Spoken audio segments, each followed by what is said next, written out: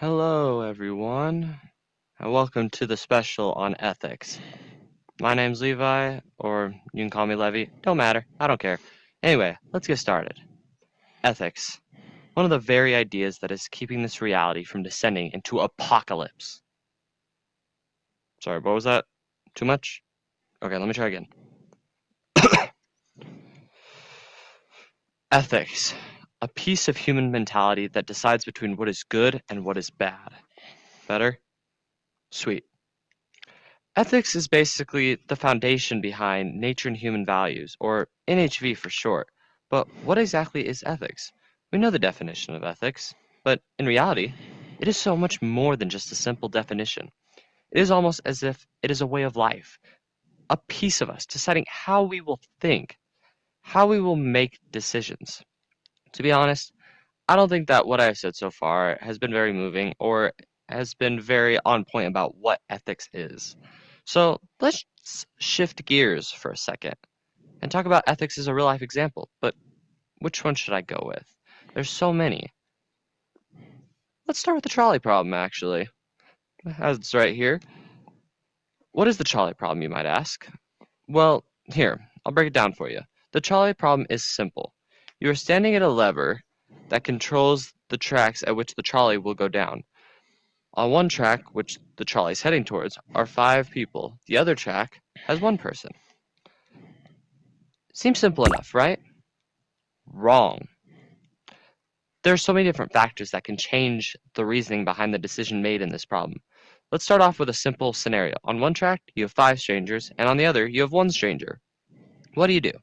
I bet most of you said that you would pull the lever, saving the 5 people and killing the 1. Right? Or maybe not. I don't know.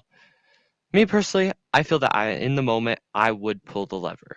Did you know that you just use ethics to make your decision right there? Yep, you decided what was considered morally correct, and based on that, made your decision. Crazy, huh? There is a word to describe the type of ethics that I just used to make my decision. That is utilitarianism. In short terms, utilitarianism is a type of ethics that says the morally correct choice to make is the one that will bring the maximum happiness. In the trolley problem, that would be saving 5 people instead of saving 1. There's a lot more info on utilitarianism that I could talk about, but I have to finish this special. So if you want to learn more about it, pause the video. Otherwise, I'll just continue on here. I'll give you 3 seconds to pause the video. Ready? 3, 2, 1. What was that? They want me to talk about it, but I don't know if I have the time. Are you sure? Okay. So I guess production wants me to talk about it. So here. What is utilitarianism? Utilitarianism is a version of consequentialism. Consequentialism says that the consequences of every action are the only standard for right and wrong. There are many types of consequentialism, such as egoism and altruism.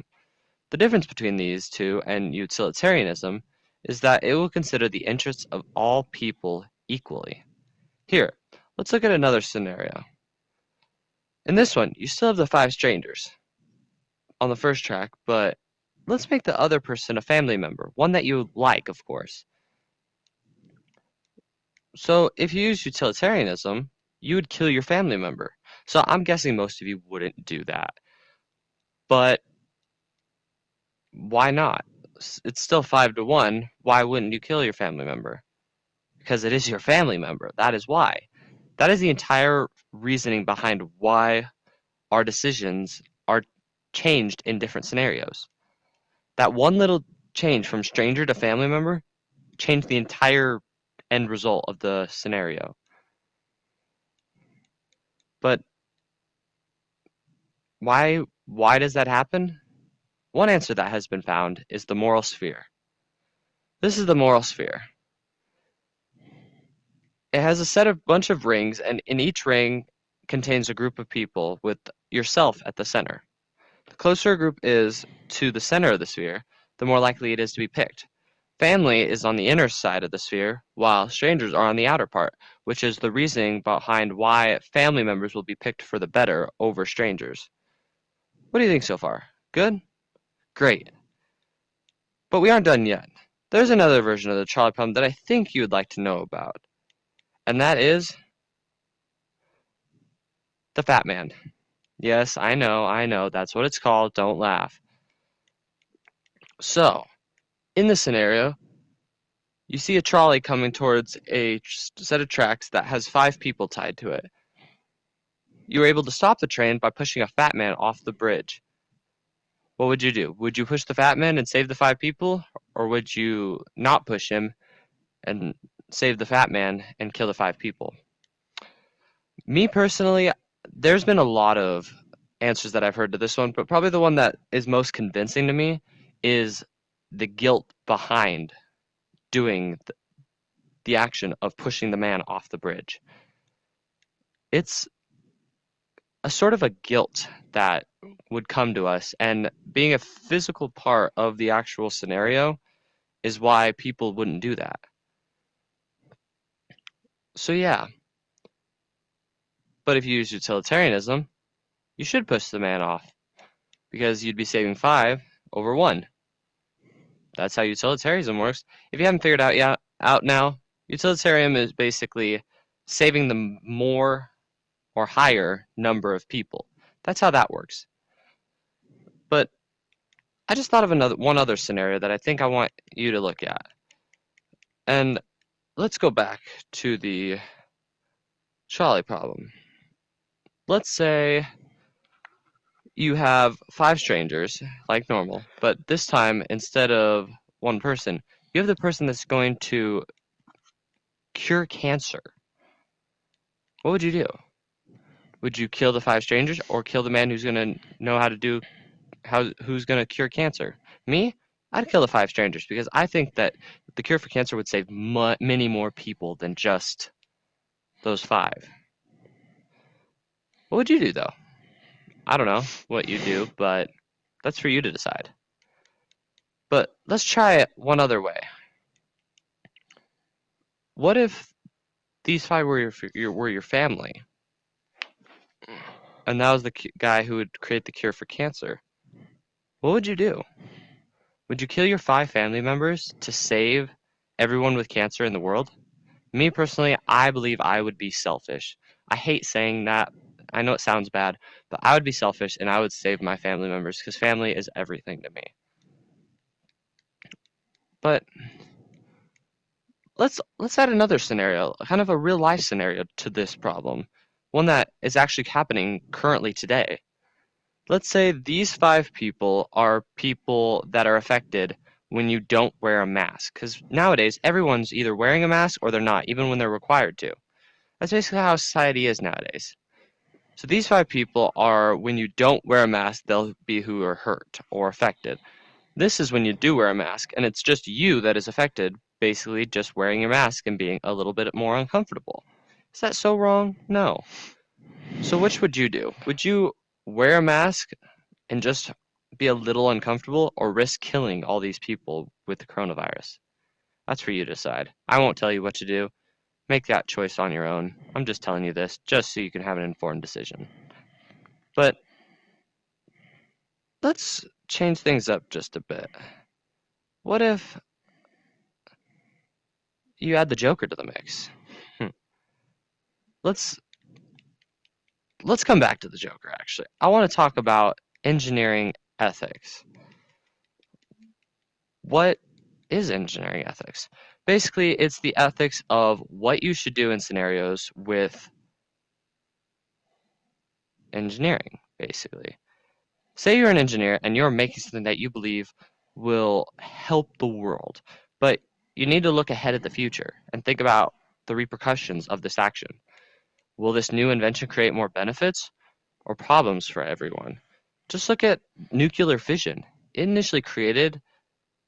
was initially created for a new power source, but it ended up being the reason behind the atomic bomb. So, will it be helping more people or hurting more people? You need to look at these and answer these types of questions before you make your invention public or even begin to create it. But I want to bring out the nerd in me a little bit, the Joker. Ah, he's a beauty, ain't he? He's a beauty. Anyway, So there was a problem that in the beginning of the semester we talked about. It was, should Batman kill the Joker? Joker has killed a lot of people in his rampage throughout Gotham.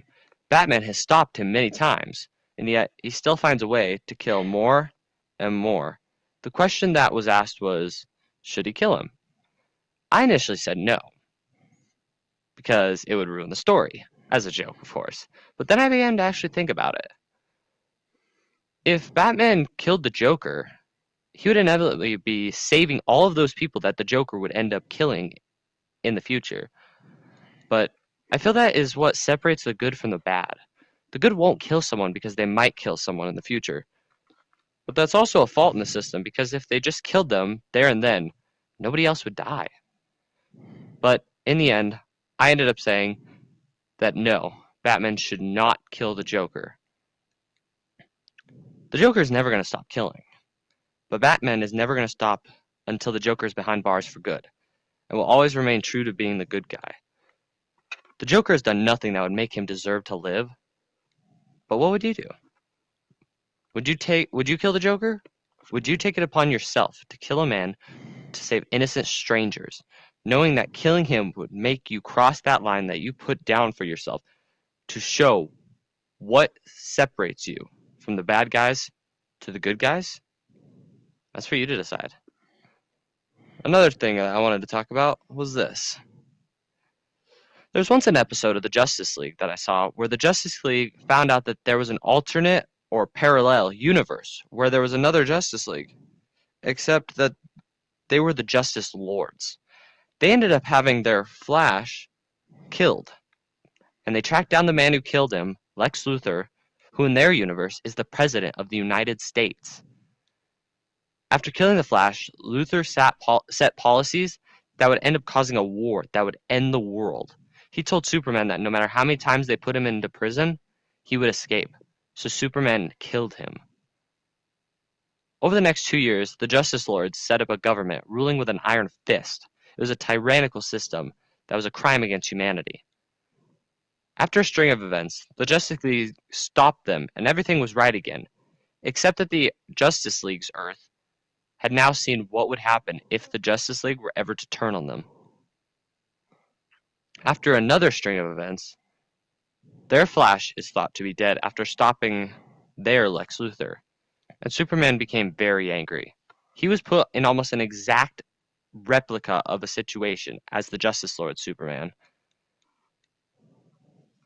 What do you think he did? Did he kill Lex Luthor just as the Justice Lord Superman did? Of course not, he didn't. But he did say that he wished to heaven he did. Do you think that he should have killed Lex? Do you think that the Justice League would have ended up on the same path as the Justice Lords were he to have killed him?